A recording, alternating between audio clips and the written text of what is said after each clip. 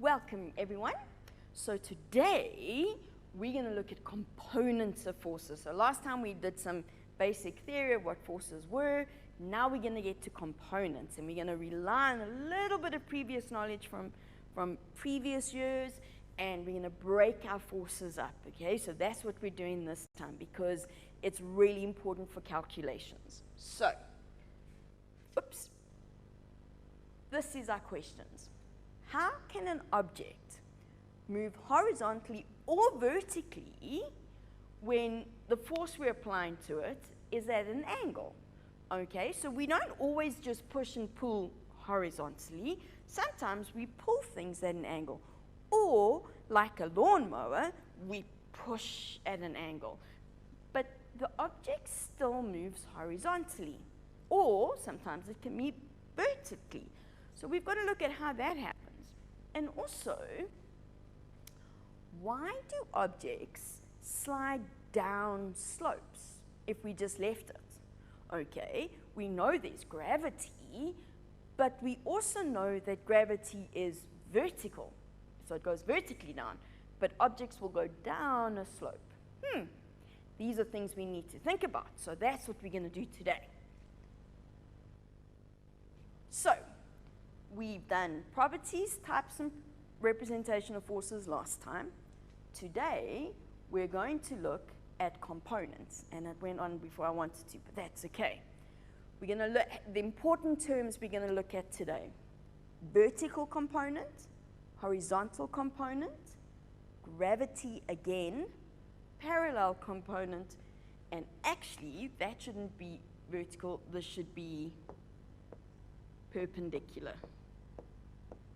Okay, we're not going to do vertical twice, perpendicular. And hopefully, you recognize the terms parallel and perpendicular from geometry. Okay, this is where we add some maths in. So, we are looking at components. Okay, that's what we're looking at. The first one is when we have an object on a flat surface. Okay, so now what this means here is that the force that's being exerted on the object will be at an angle. Not the object's flat on a surface, okay, and the force is at an angle. Now whether it's pulling up at an angle or pushing down at an angle, it doesn't matter, but the force will be at an angle. There, we're going to break up the force into a vertical component. Vertical is the one that goes up and down, okay? And we're going to break it up into a horizontal component, horizontal being sideways, okay? This is very important because when we get to the sections where we look at Newton's second law, knowing these two become important for us, okay? So it's quite important. So let's look at the first one. Here we have a force. Here's my force at an angle. The object is irrelevant at this point. It doesn't matter what this is. The point is that I have a force, size we don't mind, that's acting at an angle theta. Theta is always measured from the horizontal. So it's not random, okay? It's measured from the horizontal. What we want to do is, how do I break this up? So let's start again. So we've got it on a new slide for us. Here's F. When you first looked at vectors, we looked at net forces, okay? So we could tell you there was a tug of war and vectors were acting at an angle, and we said, what's the resultant? Where does it go to? And we added the vectors together. What we're doing is the opposite. That's the net. That's the result. We're now going to break it up. Now, if you look at the arrow is pointing up and to the right. That means there's a horizontal component which is going like this. There's part of this force is pulling it to the right. This is my horizontal component. Part of this force is also pulling it up. Now, I've made that a little bit too long, but it's okay. Oops, didn't want that. it's going there. There's the vertical. So let's make the horizontal actually sit where it should. We're just going to make it the right size. So there we go. So now we've broken it up into the two sizes. So I can say the vertical force, the vertical part, is what tends to lift the box up. The horizontal part is what makes it go to the right. We have to be able to calculate these. Here, trig becomes important from maths. And I know we hate trig, but it's okay. We can do this, okay? So F is the hypotenuse. So if we go and I say, let's find the vertical, okay? The vertical is opposite the angle. So when we think about our trig ratios, we've got sine, cos, and tan. We're not going to use tan because that needs the two unknowns. We don't know that. So either we're going to use sine or we're going to use cos. Sine uses the side opposite the angle. So sine theta is my opposite side over the hypotenuse. Now we don't like fractions because they're horrible. So we're going to manipulate this to say, well, my vertical force is F times sine theta.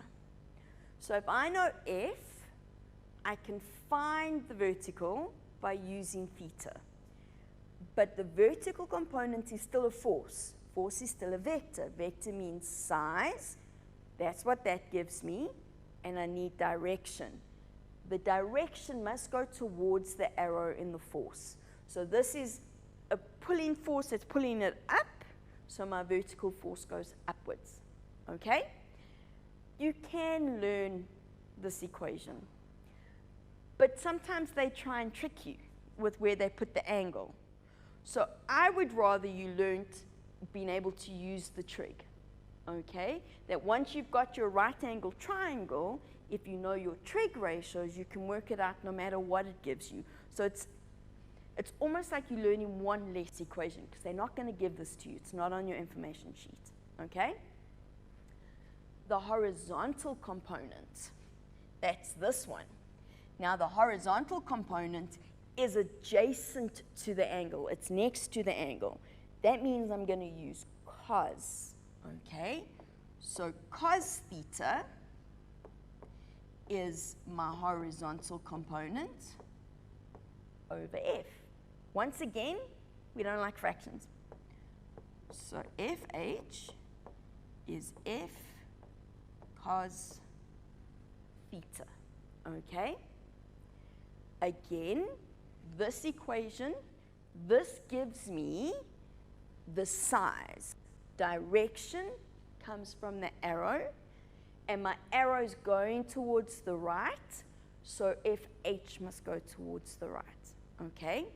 What's important to remember here, F is the hypotenuse. That's the biggest value. Your horizontal component and your vertical component are smaller than F, okay? They're parts of it. Together they give you F, okay? Very, very important. The only thing that can change is instead of making it a pulling force, I make it a pushing force, okay? These equations stay the same.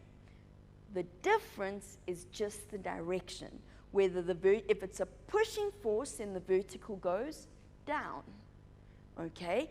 And whether it goes left or right depends on which way that force is going. But it's the same thing. Just for some of you, you may not have been taught it as vertical and horizontal. This here, you may have been told to use this as Fy. Y is just the vertical axis if you look at it from maths. It's the same thing. Fh, you may have been taught as Fx. same thing, it doesn't matter, okay? I like to use vertical and horizontal so I don't get confused with the maths. It just makes life a little bit easier for us, okay? Flat surface, vertical component, horizontal component. All right, so we've done the one component. So we're still busy with components. Now we're going to look at what happens when we have something on a slope.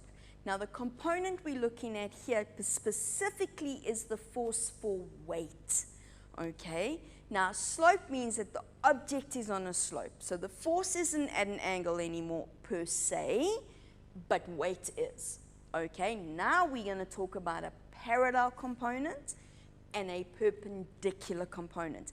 This has all got to do with the slopes. This is very, very, very important, okay?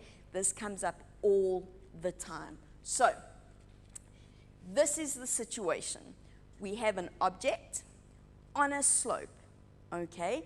This object experiences weight. Why? Because it's on Earth. Weight acts down. It's vertical. The object doesn't move vertically. The object's going to move parallel to the slope. So we have to break weight up into components, which is what we're going to do now, okay? So back to our object on the slope. We're not worried about weight, what the value is, but I do need to remind you of something. Weight, Fg, acts vertically down.